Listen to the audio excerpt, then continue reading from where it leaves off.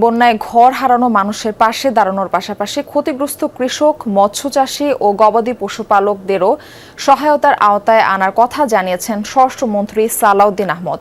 কক্সবাজারের পেকুয়ায় ক্ষতিগ্রস্ত পরিবারের হাতে ঘর নির্মাণ সামগ্রী তুলে দেওয়ার অনুষ্ঠানে তিনি বলেন, দুর্যোগে মানুষের পাশে থাকা সরকারের দায়িত্ব ও অঙ্গীকার।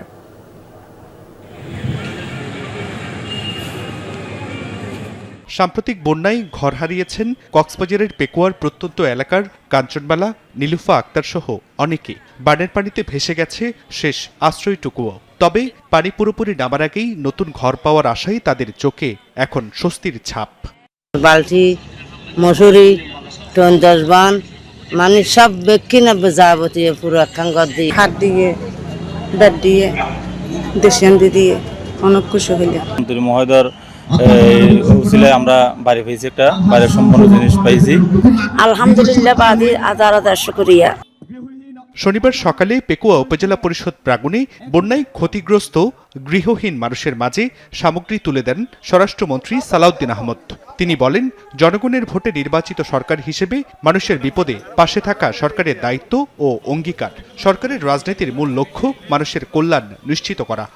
যারা খুব বেশি ক্ষতিগ্রস্ত হয়েছে, বাড়িঘর নষ্ট হয়ে গেছে, তাদের মধ্যে 20 জনকে দেওয়া হলো এবং আমি তাদেরকে ধন্যবাদ জানাই।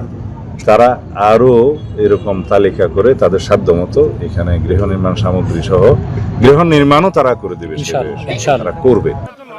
শুধু ঘরবাড়ি হারানো মানুষই নয়, বন্যায় ক্ষতিগ্রস্ত কৃষক, মৎস্য চাষী ও গবাদি পশুপালকদের জন্য সহায়তা কর্মসূচি নেওয়া হয়েছে বলে জানান স্বরাষ্ট্রমন্ত্রী।